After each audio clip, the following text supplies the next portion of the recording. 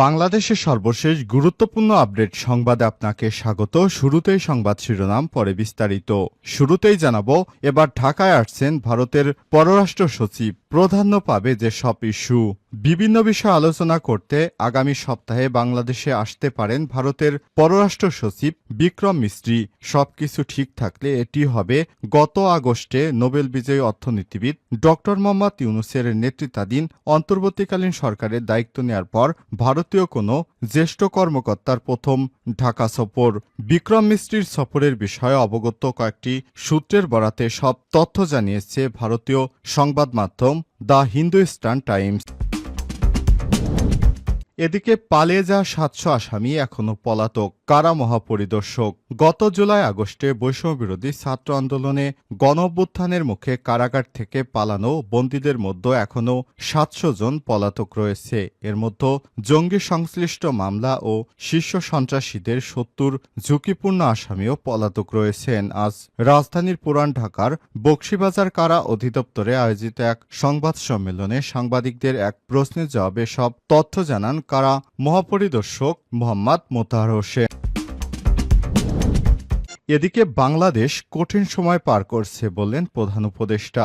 বর্তমান বাংলাদেশ সবচেয়ে কঠিন সময় পার করছে বলে জানিয়েছেন অন্তর্বর্তীকালীন সরকারের প্রধান উপদেষ্টা অধ্যাপক ডক্টর মোহাম্মদ ইউনূস। তাই অতীতের যে কোনো সময়ের চেয়ে সবাইকে ঐক্যবদ্ধ থাকার আহ্বান জানিয়েছেন তিনি। এরপর জানাবো, পাকিস্তান থেকে ২৫,০০০ টন চিনি কিনল বাংলাদেশ। পাকিস্তানের কাছ থেকে ২৫,০০০ টন চিনি কিনেছে বাংলাদেশ। উচ্চমানের এই চিনি আগামী মাসে দেশটির করাচি বন্দর থেকে বাংলাদেশের চট্টগ্রাম বন্দরে এসে পৌঁছাবে। খবর দ্য নিউজ ইন্টারন্যাশনালের। জানাবো, আওয়ামী লীগ যেভাবে লুট করেছে চিন্তাও করা যায় না, মির্জা ফখরুল।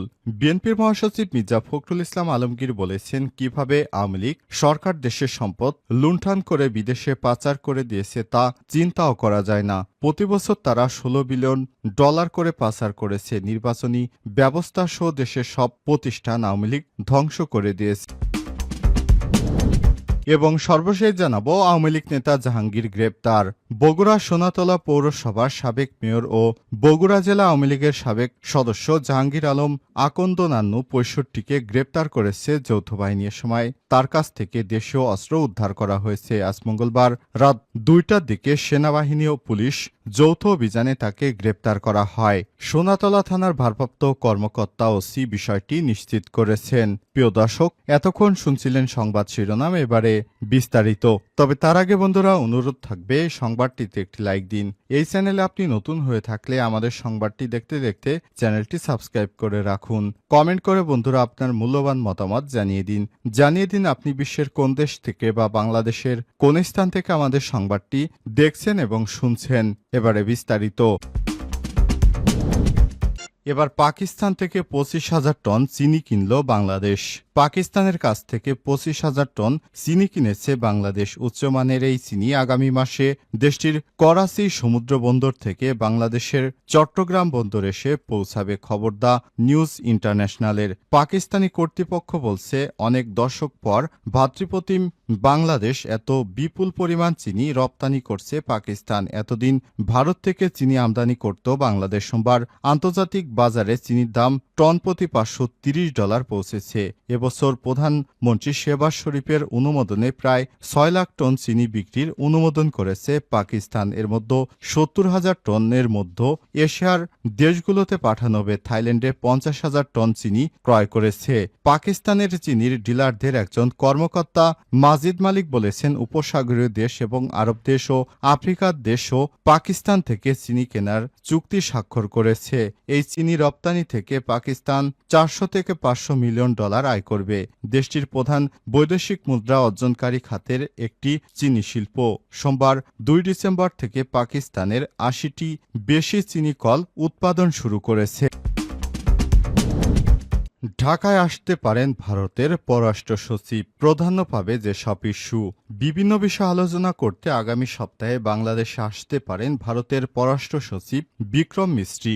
সবকিছু ঠিক থাকলে এটি হবে গত আগস্টে নোবেল বিজয়ী অর্থনীতিবিদ ডক্টর মোহাম্মদ ইউনূসের নেতৃত্বাধীন অন্তর্বর্তীকালীন সরকারের দায়িত্ব নেয়ার পর ভারতীয় কোনো জ্যেষ্ঠ কর্মকর্তার প্রথম ঢাকা সফর। বিক্রম মিস্ত্রির সফরের বিষয়ে অবগত কয়েকটি সূত্রের বরাতে সব তথ্য জানিয়েছে দ্য হিন্দুস্তান টাইমস। বিক্রম মিস্ত্রির ঢাকা সফর নিয়ে এখনও আনুষ্ঠানিকভাবে কোনো তথ্য জানায়নি ভারত কিংবা বাংলাদেশের পক্ষ। তবে 10ই ডিসেম্বর পররাষ্ট্র দপ্তরের ব্রিফিংয়ে বার্ষিক পরামর্শের জন্য তিনি বাংলাদেশ সফর করবেন বলে ধারণা করা হচ্ছে। ঢাকা দিল্লিতে এই সফরের প্রস্তুতি সম্পর্কে জানাশোনা আছে এমন ব্যক্তিরা নাম প্রকাশ না করা সত্ত্বে সব তথ্য জানিয়েছে।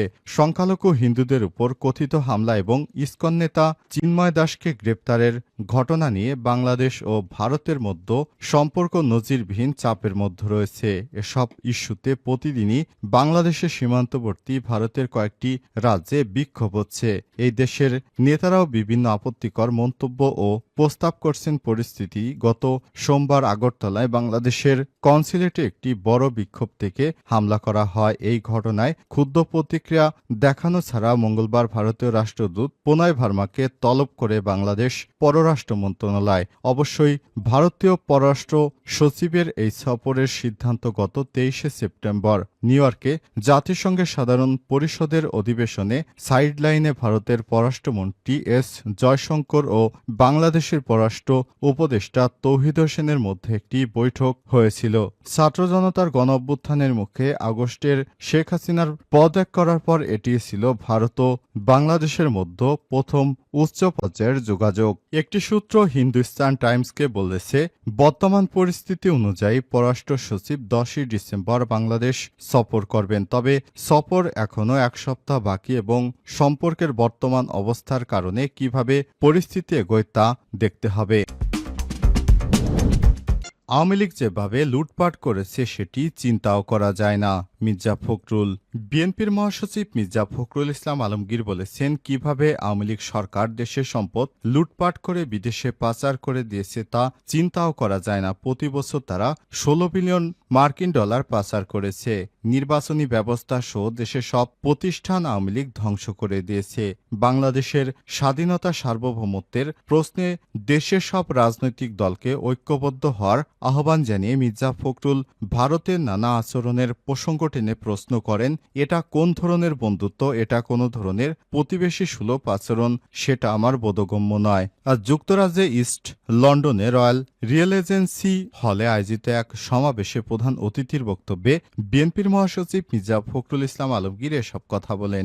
যুক্তরাজ্য বিএনপির সভাপতি এম.এ.